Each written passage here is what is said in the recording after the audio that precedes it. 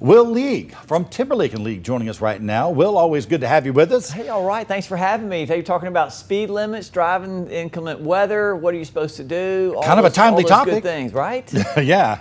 We've had plenty of inclement weather, so tell us a little bit more about what we should be doing when it comes to driving in that situation. Right. Throw in a couple of 35-5A 170 of the Alabama Code. Basically, you have to drive in a reasonable speed for the conditions. What does that mean? Speed limit is 55. It's hailing, wind, storm, all that. Inch of water on the road. Can you be ticketed for going 55? Yes, you can. Section 171 establishes the speed limits that you must follow. Now, other states have a bit of an exception. If you're passing someone, for example, Alabama does not have that. You think, hey, I'm going 65. Let me get up to 80 to pass this person. There's no exception for that. So you must drive your vehicle in a reasonable speed based on those conditions. You can be ticketed or you can be found liable civilly, what we do. So are there harsher penalties for people who drive at excessive speed during that kind of weather? Well, we hadn't heard about it a lot lately, but when you're kids, you hear about your points going up, reckless driving. So if you're over 10 miles per hour over the speed limit, depending on where you are, in a school zone, construction zone, you can be fined double. You can be, more points for just speeding if it's reckless driving, and they can take your license. And so look at your points, see where you are. At the same time, to answer your question, yes, you can be double fined and you can be penalized more than just speeding, and reckless driving certainly fits that bill. And I believe we have a call right now. Emily, are you on the line? Emil, my apologies. Emil, are you on the line with us? Emil, are you there? A lot of times we see this if Emil's not there. Emil? I think we may have lost Emil. Emil, if you're listening and you want to call back, we'll take your call. But I was going to ask also in relation to driving in those conditions, inclement weather conditions, what about from the civil case standpoint? Does it make it easier for you to be found liable? Should you be in an accident when you are driving beyond the reasonable expectations of those kind of conditions? That's a good question. And when you're talking about smart cars, black boxes, all those things, where now we can retrieve that information, that data from the vehicle.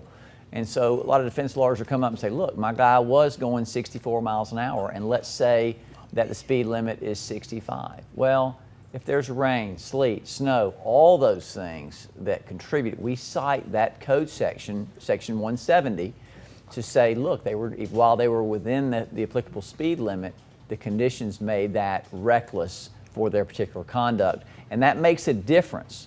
If you're going 64 in snow, and that can be determined not only negligent, but wanton conduct. In the cases that we handle at our firm, we look at negligence and a lot of times wanton conduct. If you blatantly disregard a safety rule or put other people in an unreasonable, dangerous situation from your reckless acts.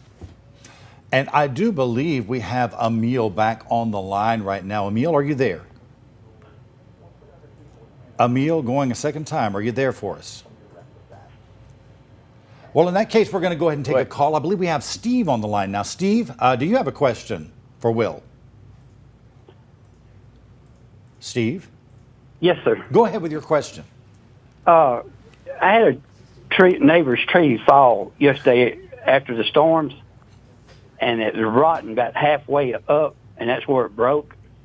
Is he liable for that, or is my insurance liable for it? Now, Steve, the entire tree is on his property? Yes, sir. Okay. Was it damaged before? You said it was rotten. It was starting to rot out about halfway up, and that's where it broke. Okay. All right. Well, you own. We talk about this all the time. You own up, to the property line up to space where the FAA takes over. However, if any of that tree comes on your property, you can go and trim it if it's reasonable and it's on your property. Now, tree falls on your property. If he knew or should have known that the tree was rotten, it was a hazard, could be liable for damage on your property. Now, what I suggest before launching into a litigation, talk to your insurance company, see if they will pay for the damage, and have your insurance company go what's called subrogation, and then they will make a claim against your neighbor's insurance company to get their money back. Couple things this does. Number one, get your property taken care of. Number two, it takes you and your neighbor out of loggerheads. Let the insurance company sort it out. And also, if you just go and sue him, then it's on you. All those damages are on hold until you prove that he or she was liable, should have known. But let's say they didn't know. Then you want the insurance companies to find it out and you guys not get involved. May I ask a follow-up question to his question? In my particular case, I don't remember this happening, but are there insurance companies that actually go as far as to look at the trees on a property before they write a policy, a homeowner's policy? Well, they'll go out there and inspect. And a lot of times, if you're a homeowner or a real estate investor or whatever, you'll get these little notices from the city. Hey, your grass is too long. Your bushes are out of control. This tree looks dead. If it's coming into the power lines, they have an easement so they can go ahead and trim those trees to get out of the power line to make sure that the energy is not interrupted. And so, yes, to answer your question, they'll come out, inspect the property, and if they find a deficiency, they can go ahead and write that up. And sometimes they'll declare that you sort that deficiency out before they actually write your particular policy.